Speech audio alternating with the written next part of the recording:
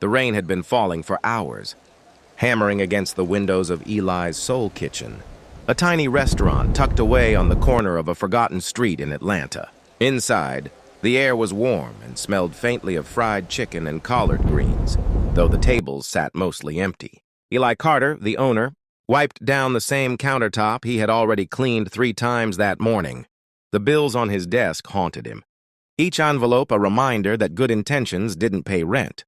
But despite the weight of his struggles, Eli carried something most men in his situation had long since lost: hope. His late mother had raised him to believe that kindness had a way of circling back, even if the world seemed determined to prove otherwise. That belief would be tested the moment the door creaked open, and a ragged figure stepped inside. The man's clothes were soaked, his shoes falling apart, his beard tangled and gray. His eyes, though dulled by exhaustion, carried something familiar, something almost haunting. "Sir," Eli said softly, setting aside his rag, "you look like you could use a hot meal." What Eli didn't know in that moment was that this single act of generosity, one plate of food offered without hesitation, would change not only his struggling restaurant, but his entire life. Eli Carter had never planned on becoming a restaurant owner. He was the youngest of 5 siblings, born to a mother who worked double shifts as a nurse and a father who disappeared when Eli was still a boy.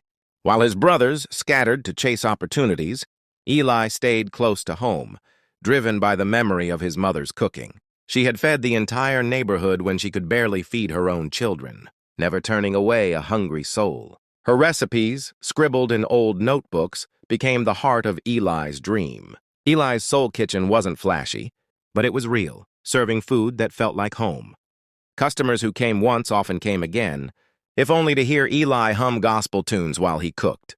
But lately, fewer and fewer came through his doors. The pandemic had nearly broken him.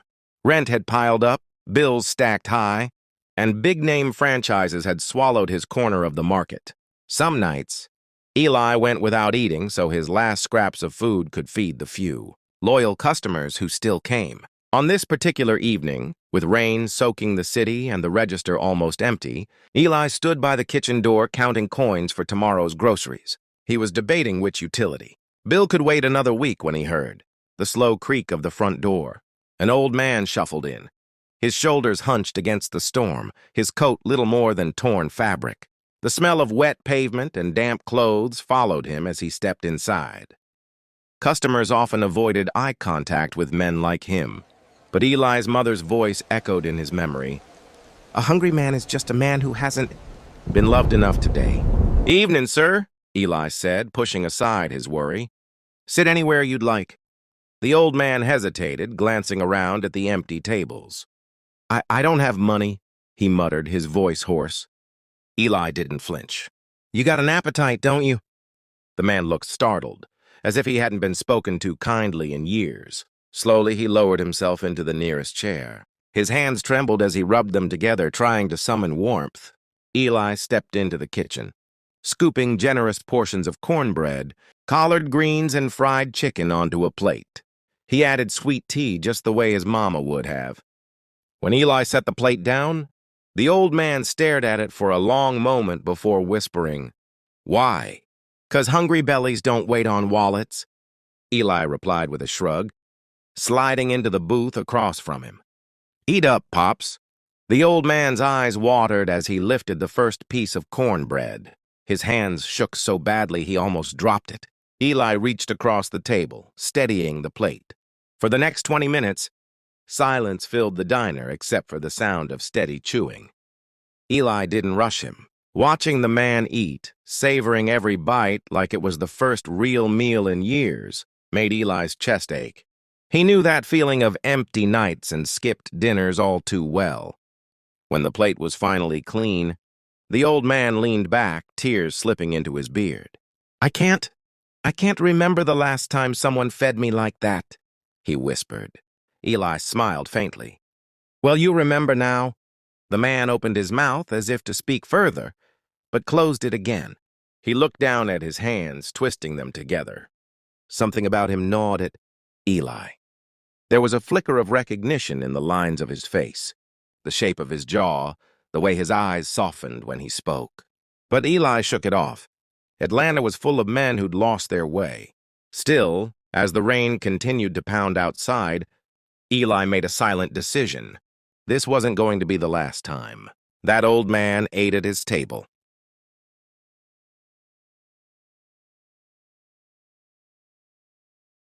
The rain had slowed to a drizzle by the time the old man finished his meal, but he made no move to leave.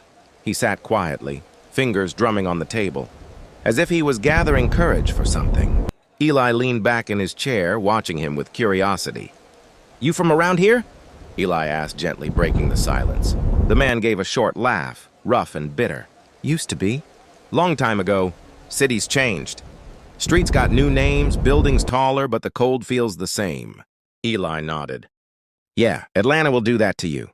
It'll grow fast enough to make you feel like you don't belong no more." The old man's eyes flicked up, studying him. For a moment, something passed between them, an unspoken familiarity neither could quite place. "What's your name, Pops?" Eli asked. The man hesitated before replying. Henry Carter."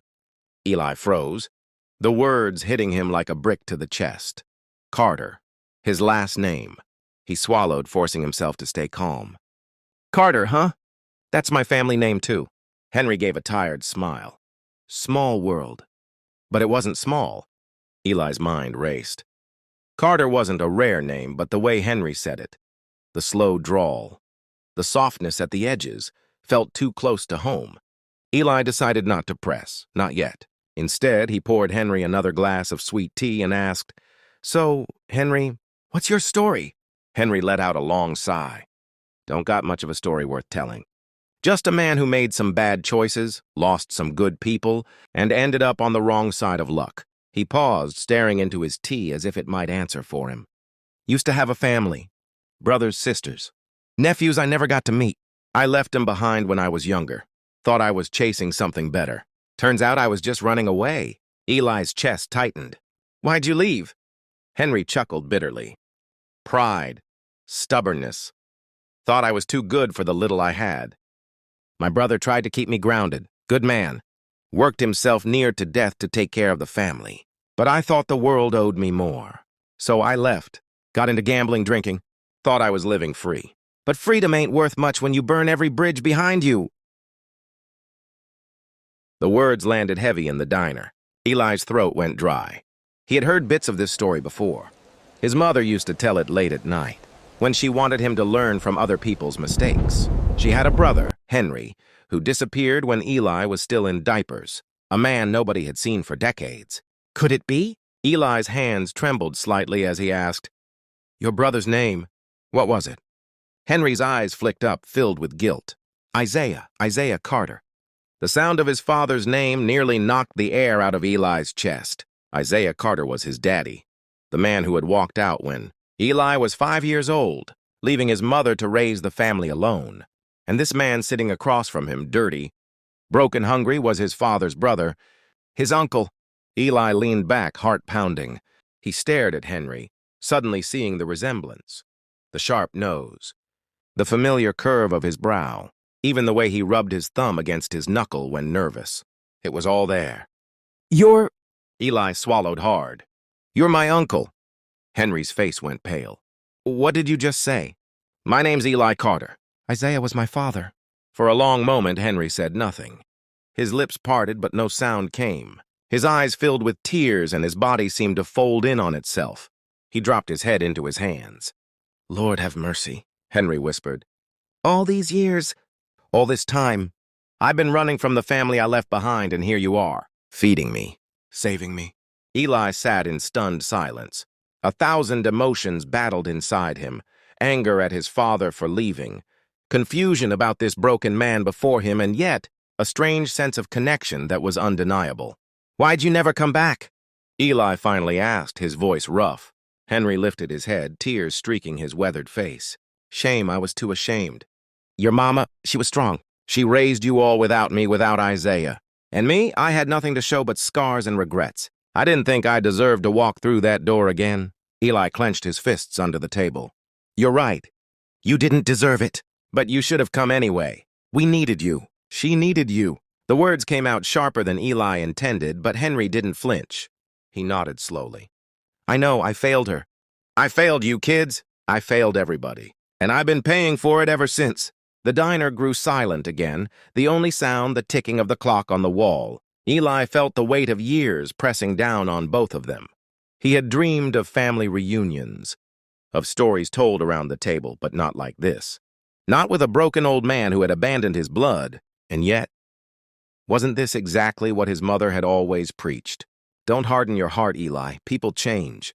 And forgiveness don't cost you nothing but pride. Eli closed his eyes. The hurt was still raw, but so was the pull of compassion. Finally, he opened them and said, You hungry again, Uncle Henry? Henry blinked, stunned. Then slowly he nodded. I could eat a little more. Eli stood, heading back into the kitchen. Then as long as I got food in this place, you'll never go hungry again. When Eli returned with another plate, Henry's hand shook as he accepted it.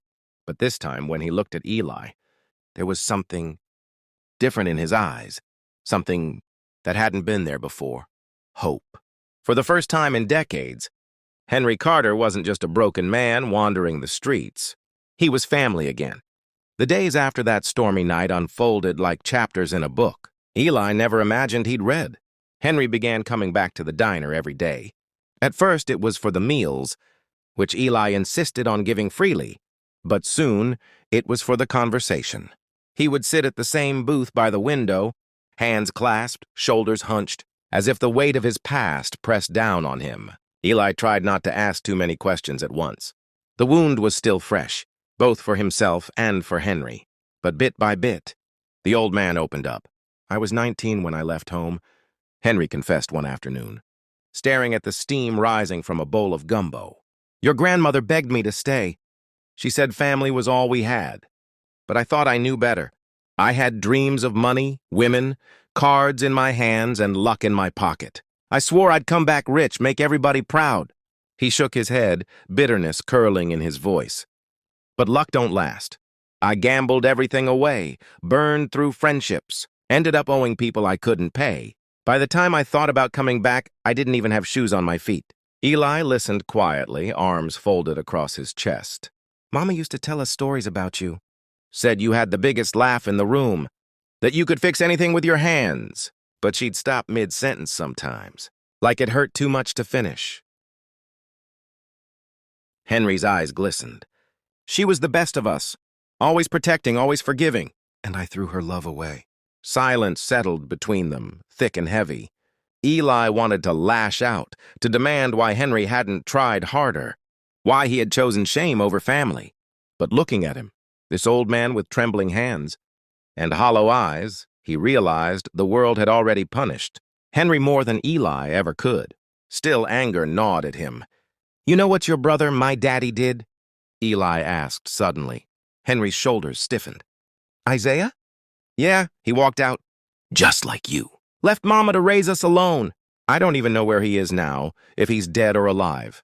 Henry closed his eyes, pain etched into his face. Lord, forgive us. Two brothers, same mistake. I should have stopped him. I should have been there.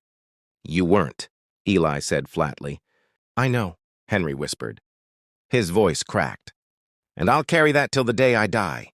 For a long moment, Eli said nothing. He stared at the walls of his diner, the photographs of smiling customers, the framed recipe cards written in his mother's handwriting, the place that carried the weight of generations.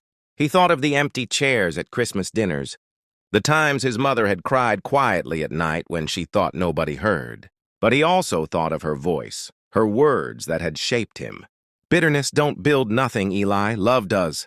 Forgive even when it hurts. Eli leaned forward, his voice softer now. You're here, Henry. That's more than Daddy ever did. Maybe that counts for something. Henry's eyes widened as if Eli had handed him a gift he didn't deserve. You mean that? I don't know what it means yet, Eli admitted. But I'm willing to find out. Henry's eyes glistened. She was the best of us, always protecting, always forgiving, and I threw her love away. Silence settled between them, thick and heavy. Eli wanted to lash out, to demand why Henry hadn't tried harder, why he had chosen shame over family. But looking at him, this old man with trembling hands and hollow eyes, he realized the world had already punished Henry more than Eli ever could. Still, anger gnawed at him. "You know what your brother, my daddy, did?" Eli asked suddenly. Henry's shoulders stiffened. "Isaiah?" "Yeah, he walked out. Just like you. Left Mama to raise us alone. I don't even know where he is now, if he's dead or alive." Henry closed his eyes, pain etched into his face. "Lord, forgive us. Two brothers, same mistake. I should have stopped him. I should have been there." "You weren't," Eli said flatly. "I know," Henry whispered. His voice cracked. "And I'll carry that till the day I die." For a long moment, Eli said nothing. He stared at the walls of his diner, the photographs of smiling customers, the framed recipe cards written in his mother's handwriting, the place that carried the weight of generations. He thought of the empty chairs at Christmas dinners, the times his mother had cried quietly at night when she thought nobody heard. But he also thought of her voice, her words that had shaped him. "Bitterness don't build nothing, Eli. Love does. Forgive even when it hurts." Eli leaned forward, his voice softer now. "You're here, Henry. That's more than Daddy ever did. Maybe that counts for something." Henry's eyes widened as if Eli had handed him a gift he didn't deserve. "You mean that?" "I don't know what it means yet," Eli admitted. "But I'm willing to find out." It didn't take long for the neighborhood to notice the old man who now spent his days at Eli's soul kitchen. Customers whispered about him, some curious, others judgmental. But Eli didn't care. Every morning he set a plate in front of Henry without charge. One afternoon, a regular named Miss Thelma leaned across the counter. "Eli, baby, why you feeding that drifter every day? Ain't like you rolling in money yourself." Eli smiled faintly. "Because once upon a time he was family. And maybe he still is." Word spread like wildfire. Some people mocked Eli for wasting food on a nobody. Others, though, were moved by the story of a restaurant owner who chose compassion over profit. Soon, a few curious strangers began showing up, not just to eat, but to meet the man at the window booth. Henry, embarrassed by the attention, often lowered his head. But Eli insisted he hold it high.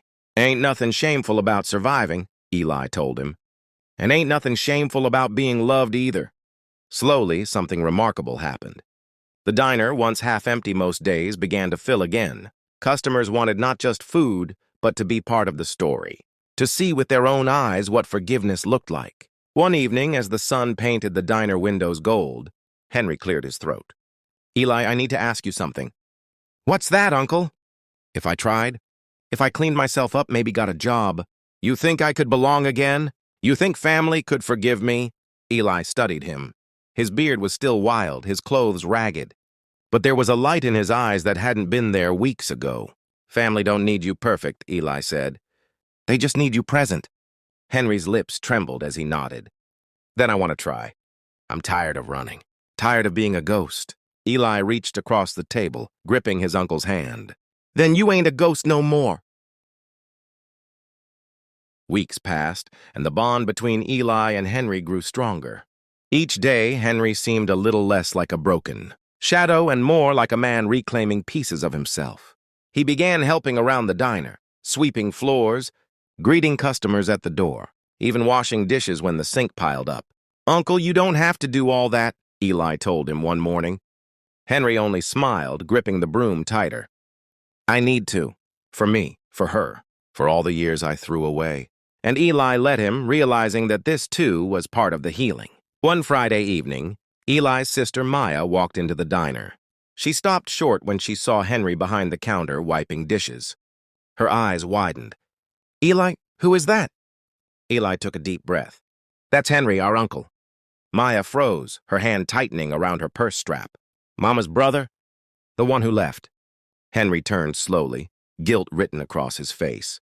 "Yes, ma'am, I'm sorry, child. I don't expect forgiveness. I just want you to know I never stopped thinking about y'all." Not a day went by. Maya's eyes filled with tears, anger warring with sorrow. "You left her, Uncle Henry. She cried herself to sleep over you." "I know," Henry whispered, voice cracking. "And I'll regret it till I'm in the ground. But I'm here now. If there's anything left in your heart for me." The diner was silent. Eli's chest tightened, waiting for Maya's response. Finally, she exhaled and said, "Mama always said family is family no matter what. Maybe she'd want us to try." Henry broke down then, tears streaming freely. Eli put a hand on his shoulder, steadying him as Maya walked closer. She didn't hug him, not yet, but she didn't turn away either. It was a beginning.